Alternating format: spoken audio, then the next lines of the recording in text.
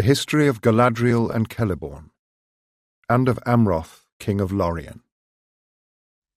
Galadriel and her brother Finrod were the children of Finarfin, the second son of Indis.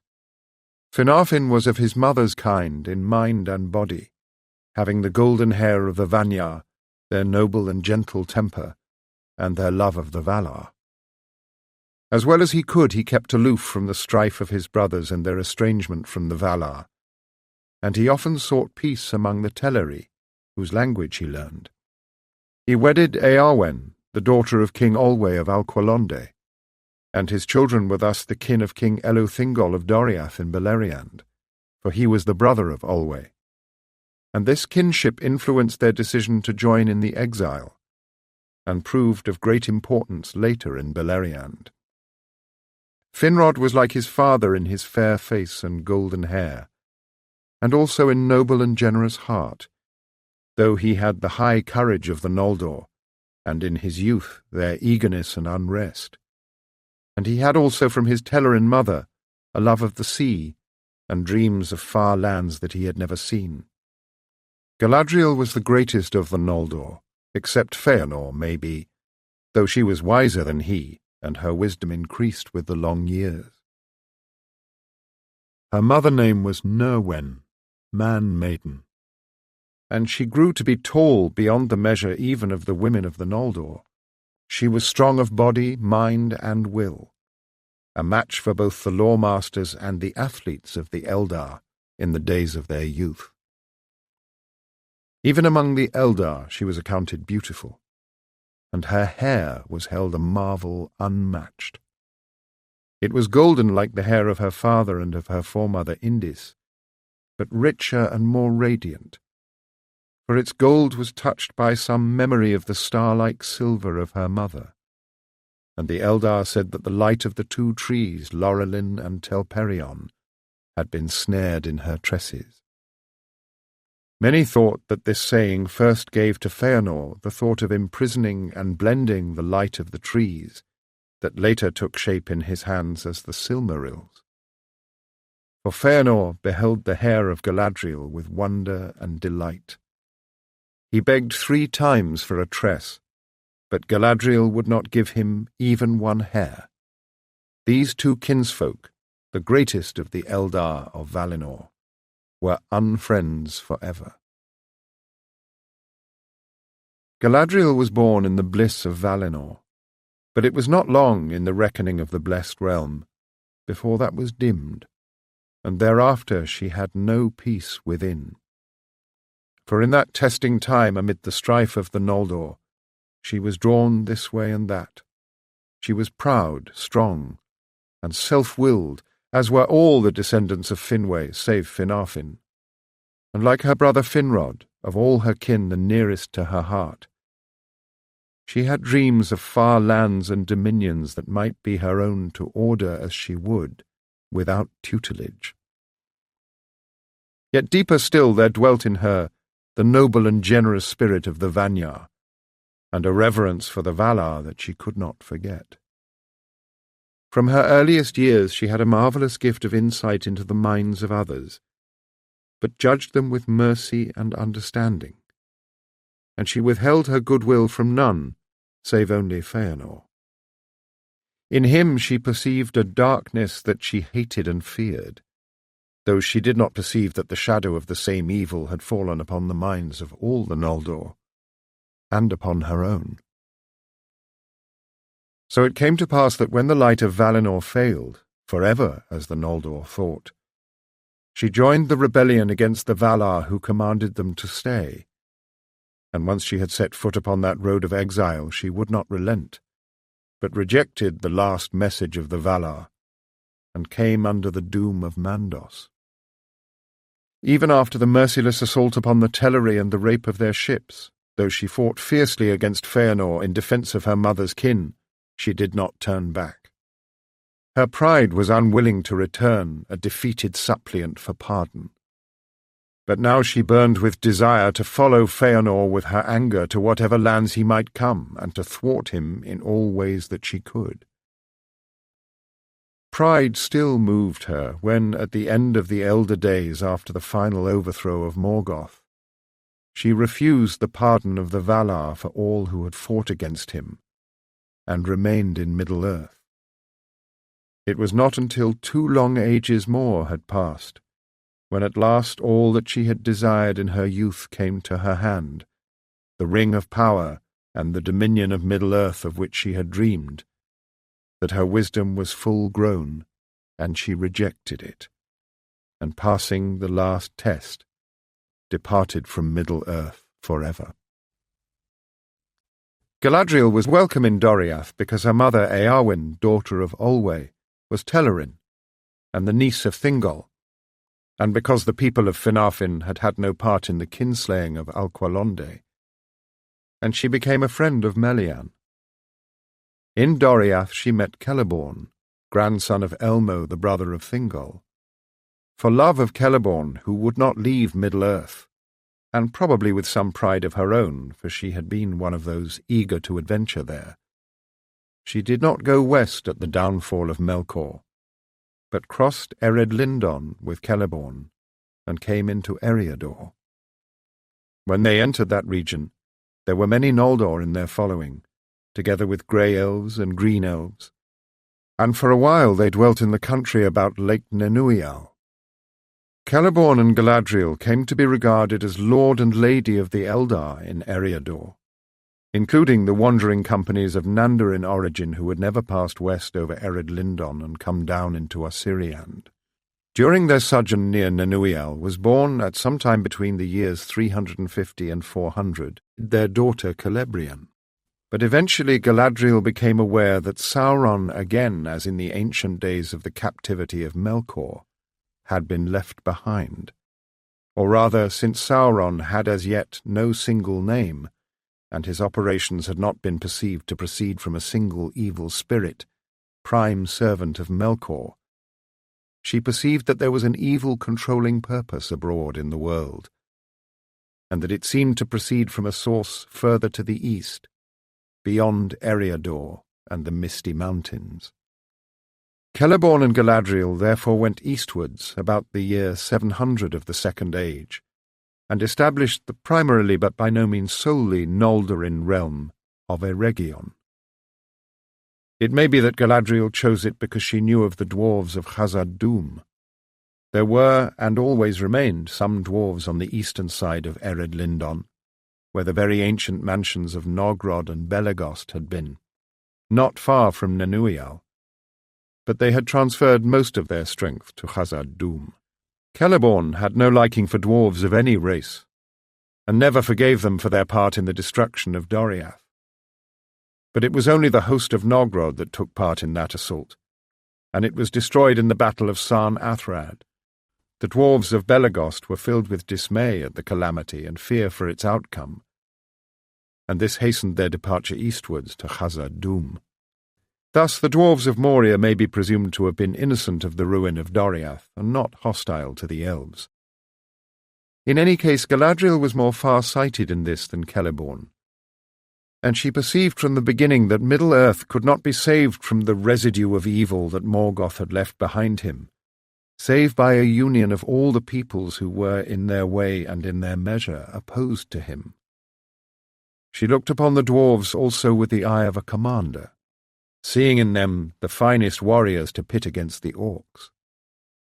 Moreover, Galadriel was a Noldo, and she had a natural sympathy with their minds and their passionate love of crafts of hand, sympathy much greater than that found among many of the Eldar.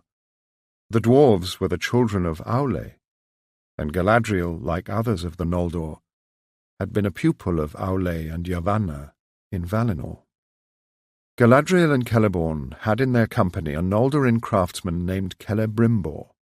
Celebrimbor had an almost dwarvish obsession with crafts, and he soon became the chief artificer of Eregion, entering into a close relationship with the dwarves of Khazad-dûm, among whom his greatest friend was Narvi.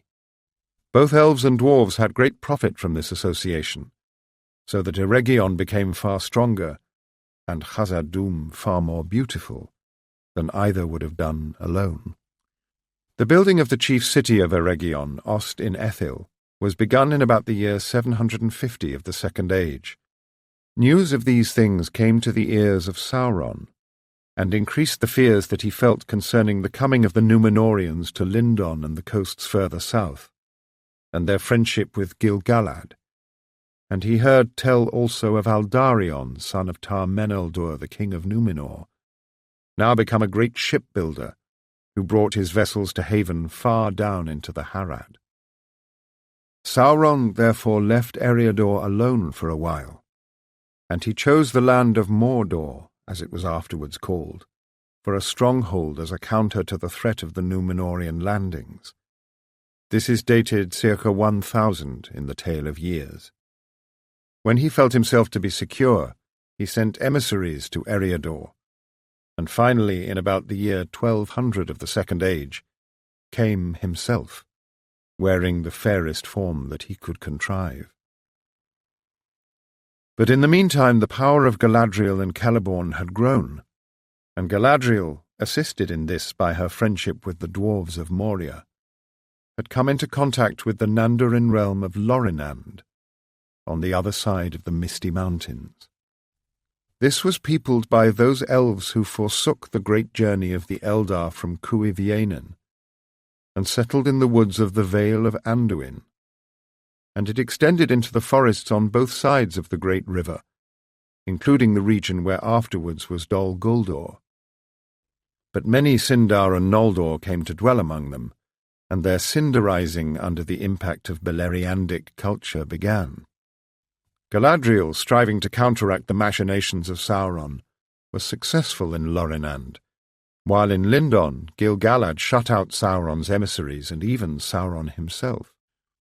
But Sauron had better fortune with the Noldor of Eregion, and especially with Celebrimbor, who desired in his heart to rival the skill and fame of Fëanor.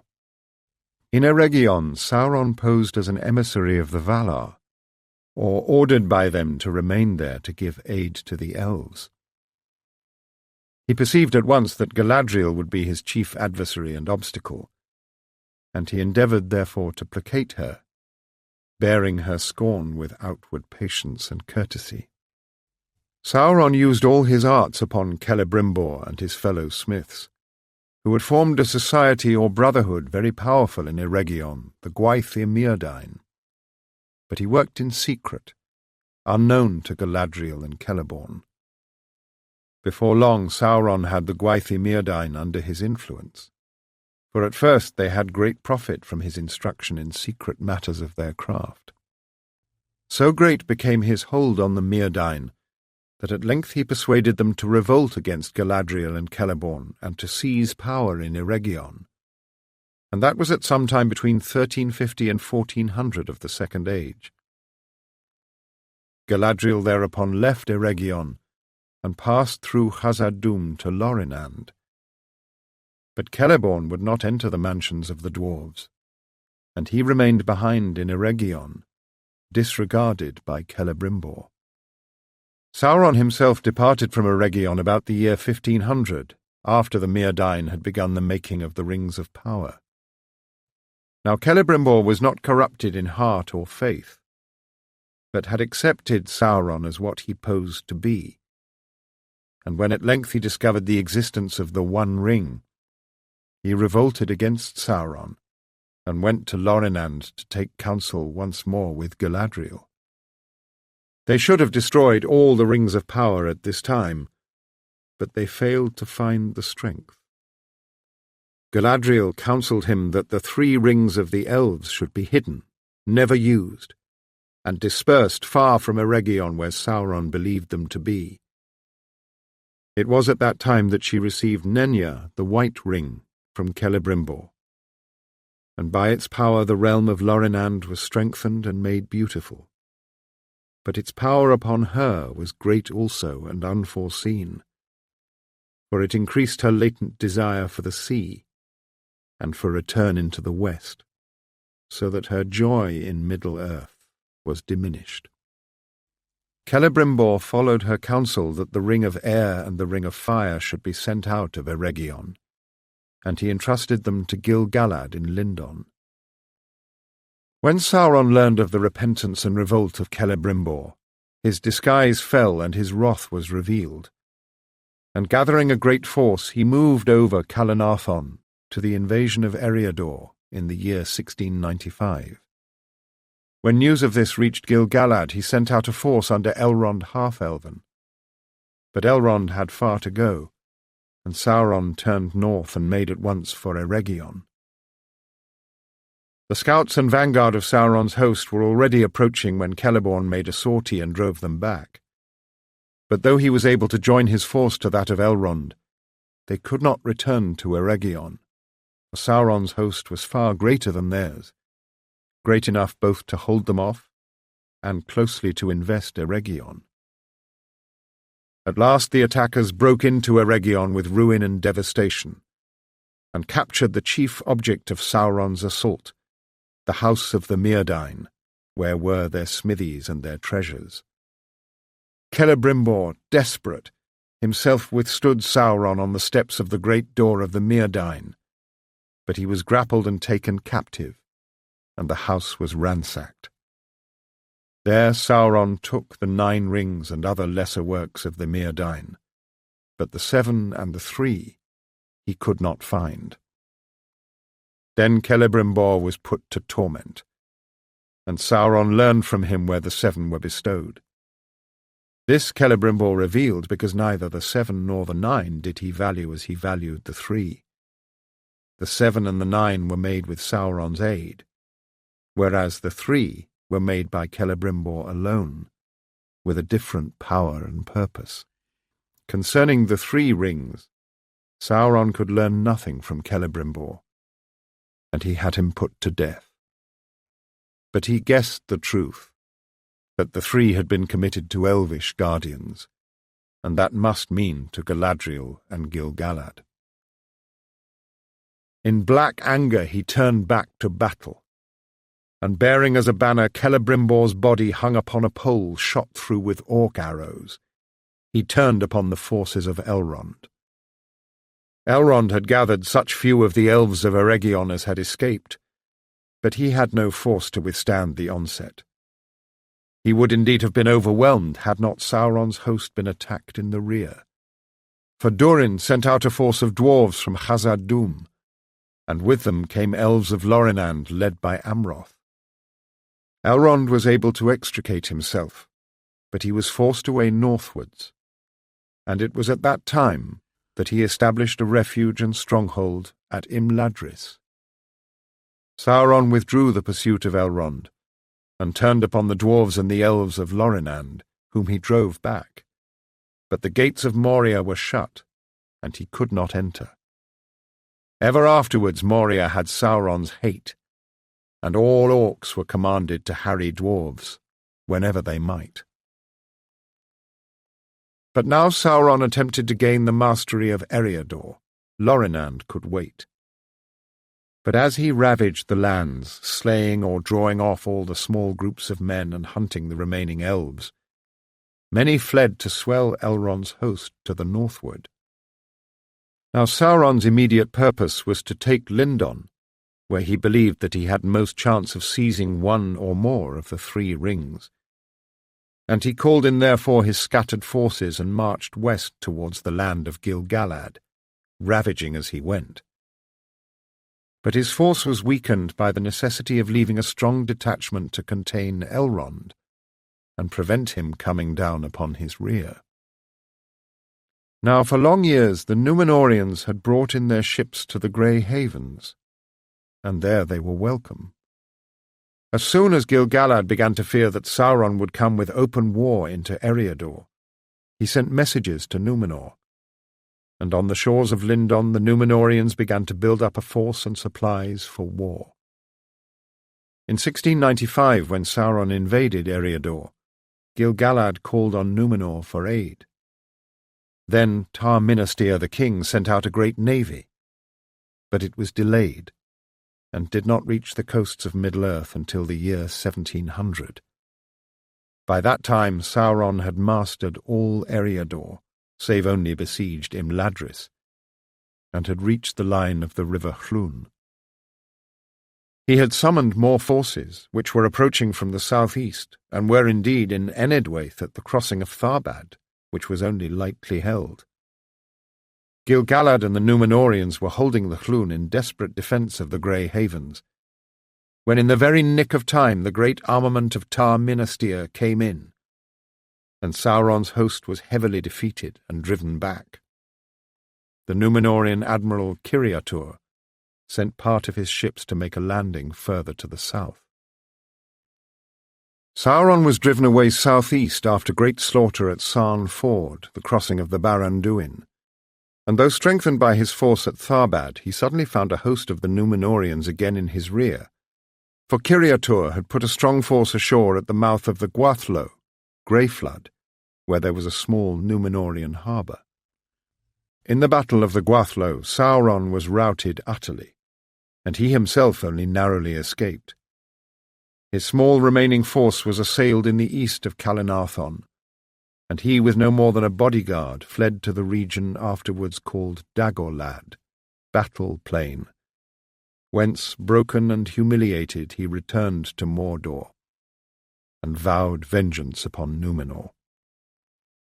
The army that was besieging Imladris was caught between Elrond and Gil-galad, and utterly destroyed. Eriador was cleared of the enemy, but lay largely in ruins. At this time the first council was held, and it was there determined that an elvish stronghold in the east of Eriador should be maintained at Imladris rather than in Eregion. At that time also Gil-galad gave Vilya the blue ring to Elrond, and appointed him to be his vice-regent in Eriador. But the red ring he kept, until he gave it to Círdan when he set out from Lindon in the days of the last alliance. For many years the Westlands had peace, and time in which to heal their wounds, but the Númenóreans had tasted power in Middle-earth, and from that time forward they began to make permanent settlements on the western coasts, becoming too powerful for Sauron to attempt to move west out of Mordor for a long time. The Silvan Elves were in origin Teleri, and so remote a kin of the Sindar, though even longer separated from them than the Teleri of Valinor. They were descended from those of the Teleri who on the great journey were daunted by the misty mountains, and lingered in the Vale of Anduin, and so never reached Beleriand or the sea. They were thus closer akin to the Nandor, otherwise called the Green Elves of Osiriand, who eventually crossed the mountains and came at last into Beleriand. But they still remembered that they were in origin Eldar, members of the third clan, and they welcomed those of the Noldor and especially the Sindar, who did not pass over the sea but migrated eastward. Under the leadership of these, they became again ordered folk, and increased in wisdom. Thranduil was Sindarin, and that tongue was used in his house, though not by all his folk. In Lórien, where many of the people were Sindar in origin, or Noldor, survivors from Eregion, Sindarin had become the language of all the people. In what way their Sindarin differed from the forms of Beleriand is not, of course, now known. It probably differed in little more than what would now be popularly called accent, mainly differences of vowel sounds and intonation. There may, of course, also have been some local words or other features ultimately due to the influence of the former Silvan tongue. Lórien had long been much isolated from the outside world. Certainly some names preserved from its past, such as Amroth and Nimrodel, cannot be fully explained from Sindarin, though fitting it in form. Caras seems to be an old word for a moated fortress not found in Sindarin. Lórien is probably an alteration of an older name now lost. Thranduil's realm is said to have extended into the woods surrounding the Lonely Mountain, and growing along the west shores of the Long Lake before the coming of the dwarves exiled from Moria and the invasion of the dragon. The elvish folk of this realm had migrated from the south, being the kin and neighbours of the Elves of Lórien. but they had dwelt in Greenwood the Great, east of Anduin. In the Second Age their king Oropher, the father of Thranduil, father of Legolas, had withdrawn northward beyond the Gladden fields. This he did to be free from the power and encroachments of the Dwarves of Moria, which had grown to be the greatest of the mansions of the dwarves recorded in history. And also he resented the intrusions of Celeborn and Galadriel into Lórien. But as yet there was little to fear between the greenwood and the mountains, and there was constant intercourse between his people and their kin across the river, until the War of the Last Alliance. Despite the desire of the Silvan Elves to meddle as little as might be in the affairs of the Noldor and Sindar, or of any other people, dwarves, men, or orcs, Oropher had the wisdom to foresee that peace would not return unless Sauron was overcome. He therefore assembled a great army of his now numerous people. He led the host of the Silvan Elves to battle. The Silvan Elves were hardy and valiant, but ill-equipped with armour or weapons in comparison with the Eldar of the West. Also they were independent, and not disposed to place themselves under the supreme command of Gil-galad. Their losses were thus more grievous than they need have been, even in that terrible war. Oropher was slain in the first assault upon Mordor, rushing forward at the head of his most doughty warriors, before Gil-galad had given the signal for the advance. Thranduil, his son, survived, but when the war ended and Sauron was slain, as it seemed, he led back home barely a third of the army that had marched to war. A long peace followed, in which the numbers of the Silvan Elves grew again, but they were unquiet and anxious, feeling the change of the world that the Third Age would bring. Men also were increasing in numbers and in power. The dominion of the Númenórean kings of Gondor was reaching out northwards towards the borders of Lórien and the Greenwood. The free men of the north were spreading southwards, mostly east of the Greenwood, though some were establishing themselves in the eaves of the forest and the grasslands of the vales of Anduin. More ominous were rumours from the further east. The wild men were restless. Former servants and worshippers of Sauron, they were released now from his tyranny, but not from the evil and darkness that he had set in their hearts. Cruel wars raged among them, from which some were withdrawing westward, with minds filled with hatred, regarding all that dwelt in the west as enemies to be slain and plundered. But there was in Thranduil's heart a still deeper shadow. He had seen the horror of Mordor, and could not forget it. If ever he looked south, its memory dimmed the light of the sun, and though he knew that it was now broken and deserted, and under the vigilance of the kings of men, fear spoke in his heart that it was not conquered forever. It would arise again. Thranduil established his realm in the northeast of the forest, and delved there a fortress and great halls underground. Oropher was of Sindarin origin, and no doubt Thranduil his son was following the example of King Thingol long before in Doriath, though his halls were not to be compared with Menegroth. He had not the arts, nor the wealth, nor the aid of the dwarves, and compared with the elves of Doriath, his sylvan folk were rude and rustic. Oropher had come among them with only a handful of Sindar, and they were soon merged with the Silvan Elves, adopting their language and taking names of Sylvan form and style. This they did deliberately, for they, and other similar adventurers forgotten in the legends or only briefly named, came from Doriath after its ruin, and had no desire to leave Middle-earth, nor to be merged with the other Sindar of Beleriand, dominated by the Noldorin exiles for whom the folk of Doriath had no great love. They wished indeed to become Sylvan folk, and to return, as they said, to the simple life natural to the elves, before the invitation of the Valar had disturbed it. The people of Lórien were even then Silvan Elves in origin, but ruled by princes of Sindarin descent, as was the realm of Thranduil in the northern parts of Mirkwood, though whether Thranduil and Amroth were akin is not now known. They had, however, been much mingled with Noldor of Sindarin speech, who passed through Moria after the destruction of Eregion by Sauron in the year 1697 of the Second Age. At that time Elrond went westward and established the refuge of Imladris. But Celeborn went first to Lórien and fortified it against any further attempts of Sauron to cross the Anduin.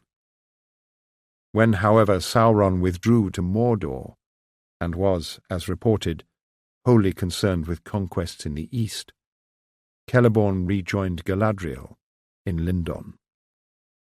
Lórien had then long years of peace and obscurity under the rule of its own king, Amdir, until the downfall of Númenor and the sudden return of Sauron to Middle-earth. Amdir obeyed the summons of Gil-galad, and brought as large a force as he could muster to the last alliance, but he was slain in the battle of Dagorlad, and most of his company with him. Amroth, his son, became king. But during the Third Age, Galadriel became filled with foreboding, and with Celeborn she journeyed to Lórien, and stayed there long with Amroth, being especially concerned to learn all news and rumours of the growing shadow in Mirkwood, and the dark stronghold in Dol Guldur. But his people were content with Amroth. He was valiant and wise, and his little kingdom was yet prosperous and beautiful. Therefore, after long journeys of inquiry in Rhovanion, from Gondor and the borders of Mordor to Thranduil in the north, Celeborn and Galadriel passed over the mountains to Imladris, and there dwelt for many years. For Elrond was their kinsman, since he had early in the Third Age wedded their daughter Celebrian. Amroth was king of Lórien, after his father Amdir was slain in the battle of Dagorlad in the year 3434 of the Second Age. His land had peace for many years after the defeat of Sauron. Though Sindarin in descent, he lived after the manner of the Silvan Elves, and housed in the tall trees of a great green mound, ever after called Cerin Amroth. This he did because of his love for Nimrodel. For long years he had loved her, and taken no wife, since she would not wed with him.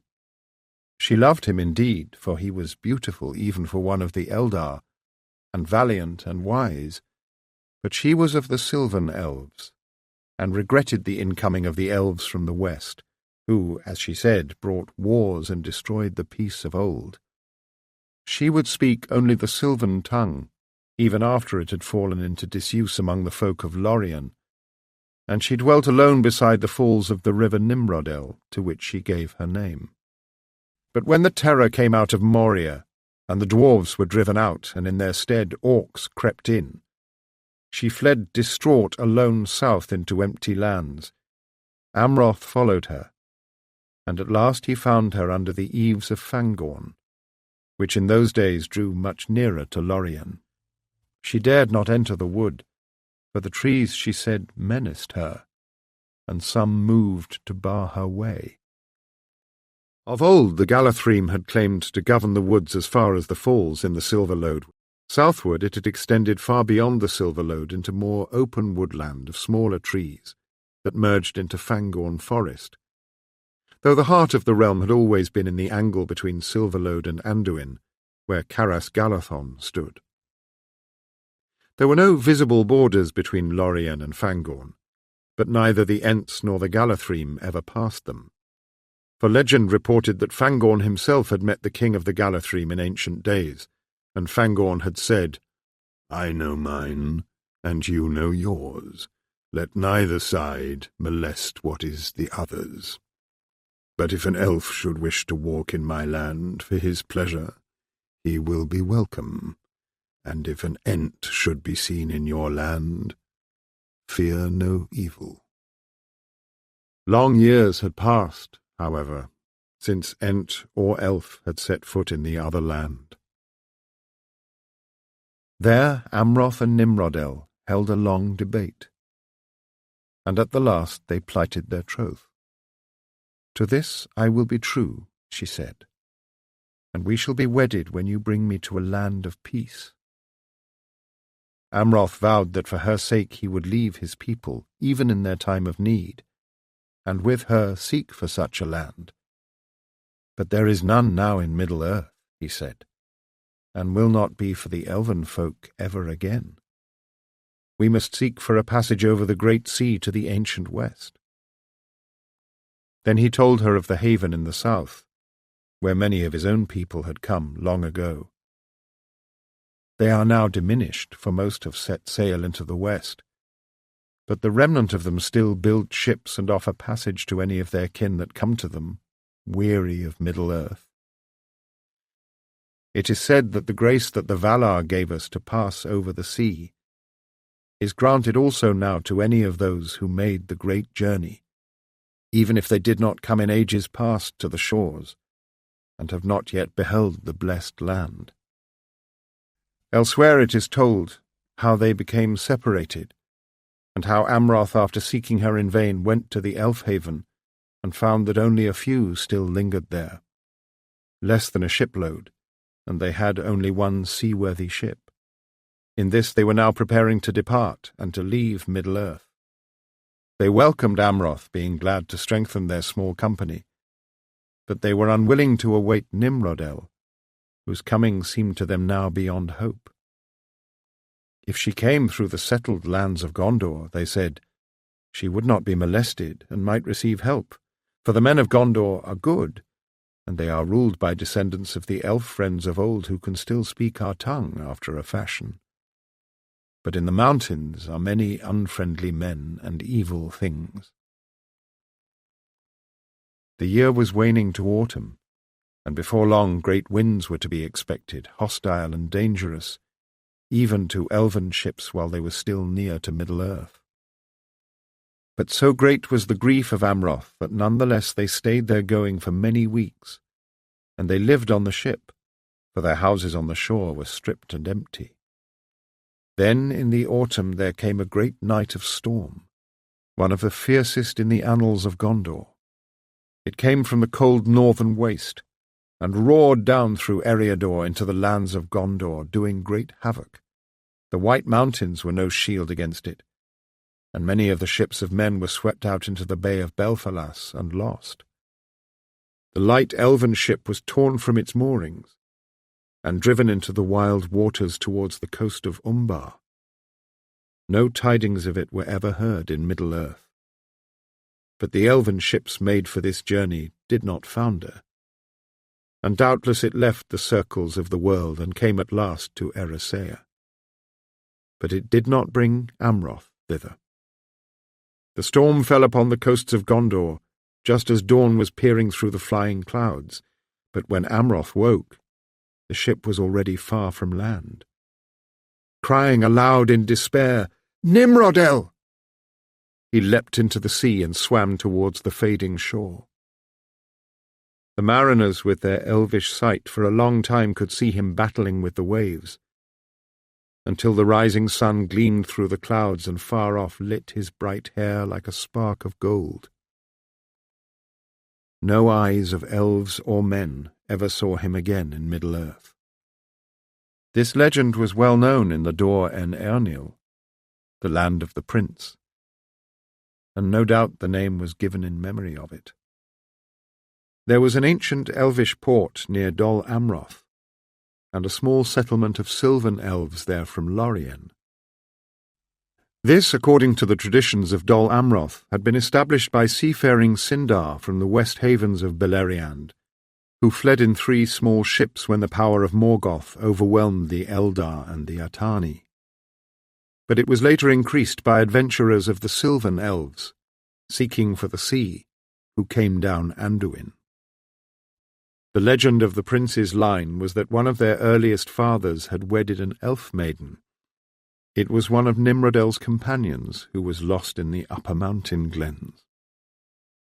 In the tradition of his house, Angelimar was the 20th in unbroken descent from Galador, first lord of Dol Amroth. According to the same traditions, Galador was the son of Imrazor the Númenórean, who dwelt in Belfalas, and the elven lady Mithrelas. She was one of the companions of Nimrodel, among many of the elves that fled to the coast when evil arose in Moria. And Nimrodel and her maidens strayed in the wooded hills and were lost. But in this tale it is said that Imrazor harboured Mithrelas and took her to wife. But when she had borne him a son, Galador, and a daughter, Gilmith, she slipped away by night and he saw her no more. But though Mithrelas was of the lesser Silvan race, and not of the High Elves or the Grey, it was ever held that the house and kin of the lords of Dol Amroth was noble by blood, as they were fair in face and mind. After the disaster in Moria, and the sorrows of Lórien, which was now left without a ruler, for Amroth was drowned in the sea in the bay of Belfalas and left no heir, Celeborn and Galadriel returned to Lórien, and were welcomed by the people. There they dwelt while the Third Age lasted, but they took no title of king or queen, for they said that they were only guardians of this small but fair realm, the last eastward outpost of the elves. When Celeborn and Galadriel became the rulers of the Elves of Lórien, who were mainly in origin Silvan Elves and called themselves the Galathrim, the name of Galadriel became associated with trees, an association that was aided by the name of her husband, which also appeared to contain a tree word. So that outside Lórien, among those whose memories of the ancient days and Galadriel's history had grown dim, her name was often altered to Galadriel. Not in Lórien itself. The Elessar.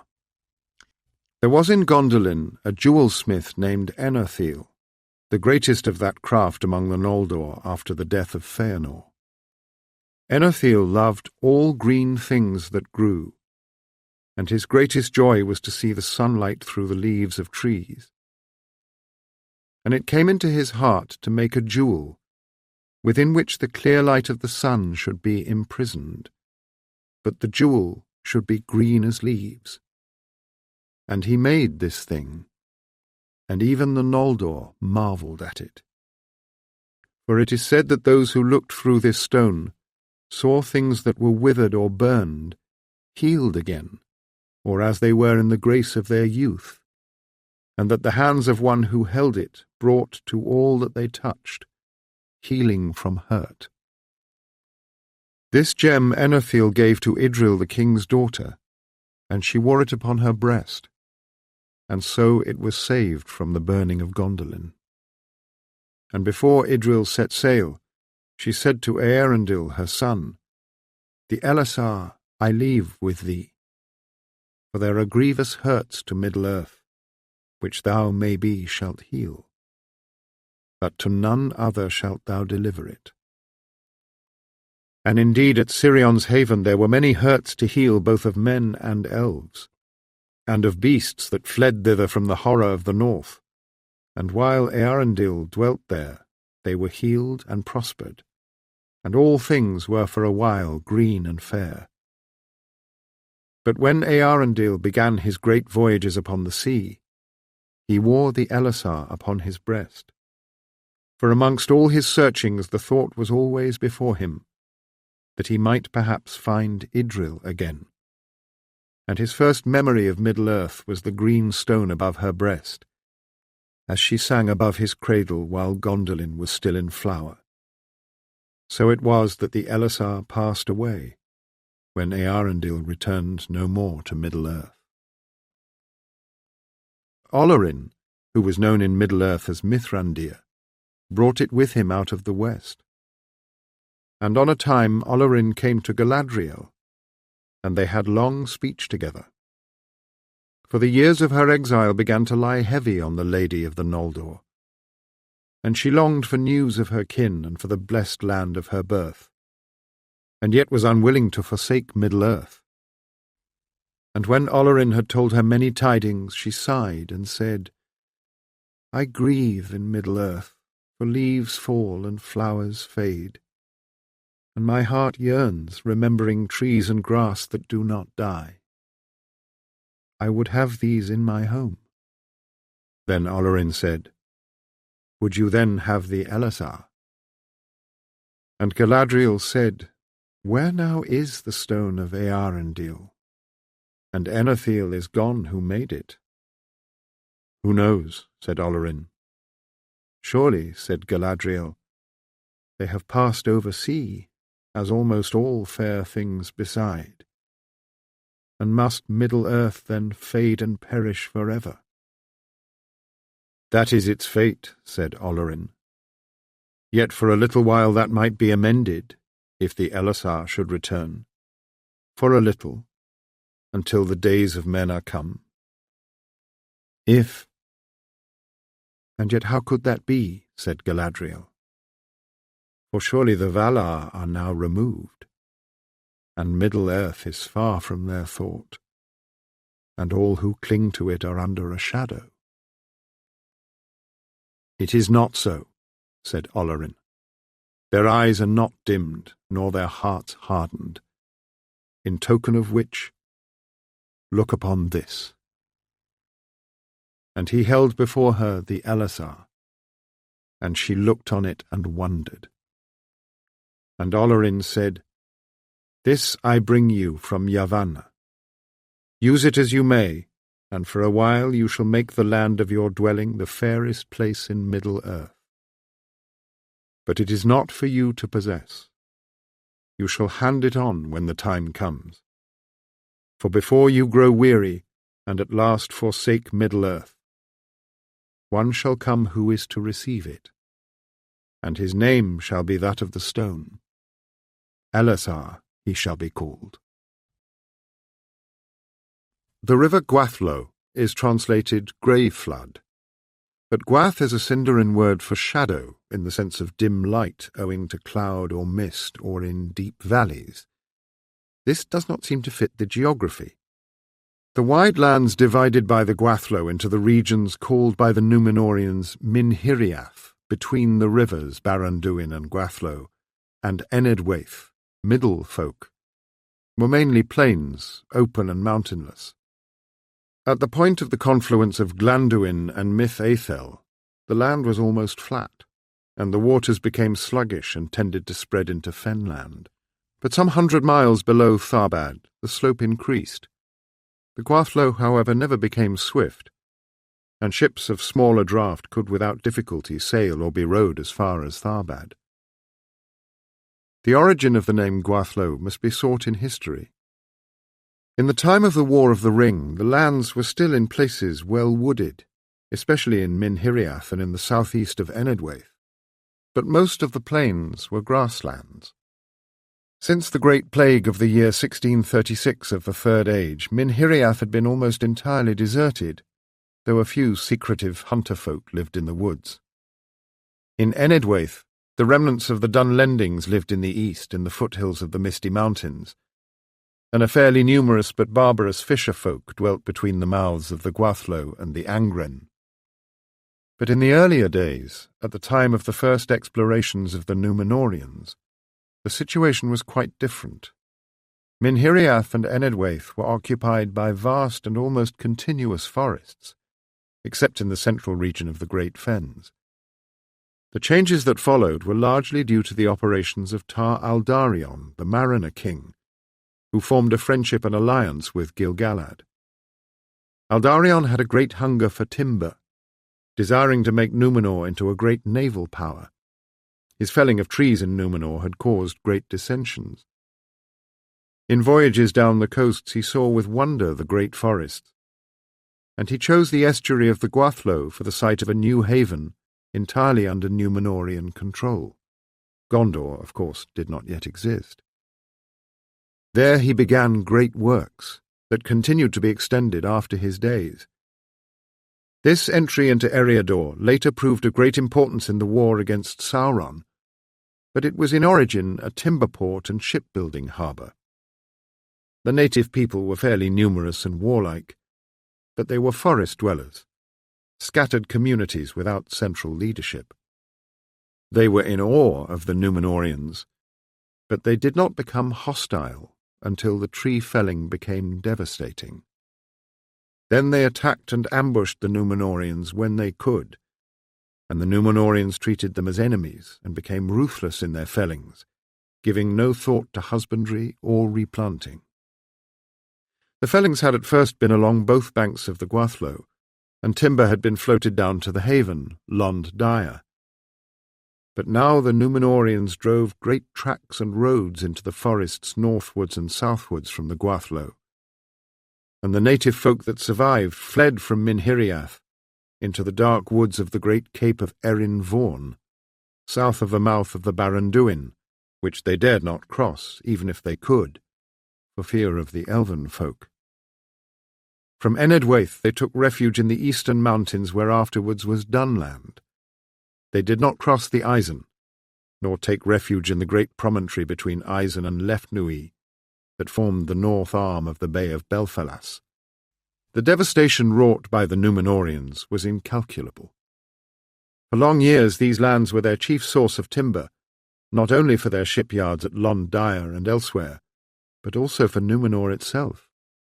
Shiploads innumerable passed west over the sea.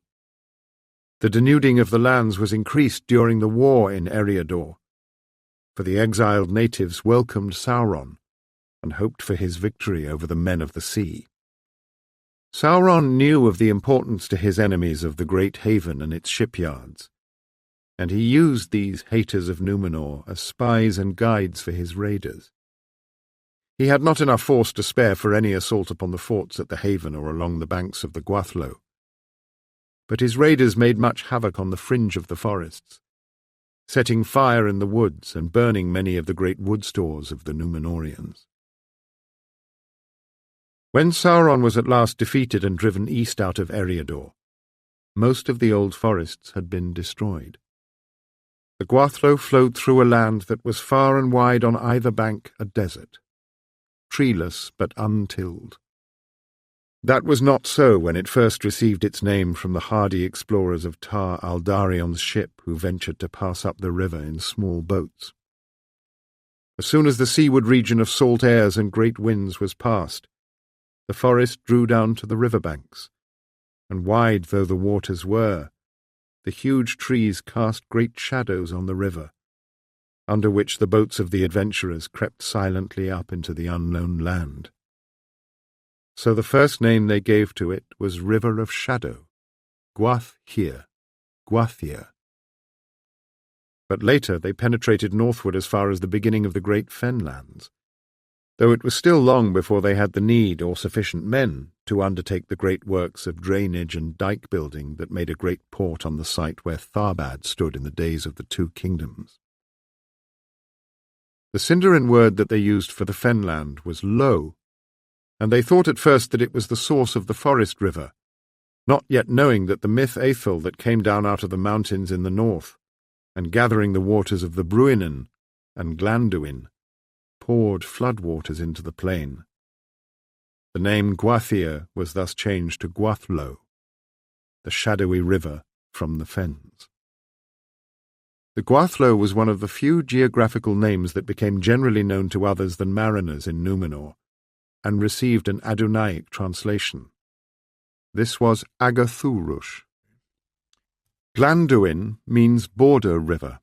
It was the name first given in the Second Age, since the river was the southern boundary of Eregion, beyond which pre-Númenórean and generally unfriendly peoples lived, such as the ancestors of the Dunlendings. Later it, with the Gwathló formed by its confluence with the myth Aethel, formed the southern boundary of the North Kingdom. The land beyond, between the Gwathló and the Eisen, Sir Angren, was called Enedwaith, Middle Folk. It belonged to neither kingdom, and received no permanent settlements of men of Númenórean origin. But the great north-south road, which was the chief route of communication between the two kingdoms except by sea, ran through it from Tharbad to the fords of Eisen. Before the decay of the North Kingdom and the disasters that befell Gondor, indeed until the coming of the Great Plague in Third Age 1636, both kingdoms shared an interest in this region, and together built and maintained the bridge of Tharbad and the long causeways that carried the road to it on either side of the Gwathló and myth Aethel, across the fens in the plains of Minhiriath and Enedwaith.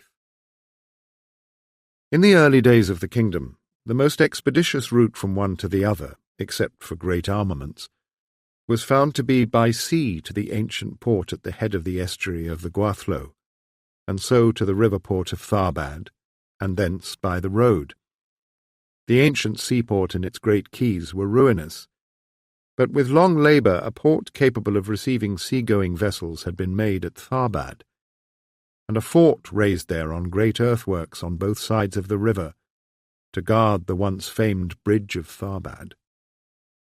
The ancient port was one of the earliest ports of the Númenóreans, begun by the renowned mariner king Tar Aldarion, and later enlarged and fortified. It was called Lond Daer Eneth, the Great Middle Haven, as being between Lindon in the north and Pelargir on the Anduin. A considerable garrison of soldiers, mariners, and engineers had been kept there until the 17th century of the Third Age. But from then onwards the region fell quickly into decay. The north-south road no longer existed, except for the crumbling remains of the causeways, by which a hazardous approach to Tharbad might be achieved, only to find ruins on dwindling mounds, and a dangerous ford formed by the ruins of the bridge, impassable if the river had not been there slow and shallow, but wide. If the name Glanduin was remembered at all, it would only be in Rivendell, and it would apply only to the upper course of the river where it still ran swiftly, soon to be lost in the plains and disappear in the fens, a network of swamps, pools, and aits, where the only inhabitants were hosts of swans and many other water birds. If the river had any name, it was in the language of the Dunlendings. It is called the Swanfleet River, not river, simply as being the river that went down into Neen in Aelf, the waterlands of the swans.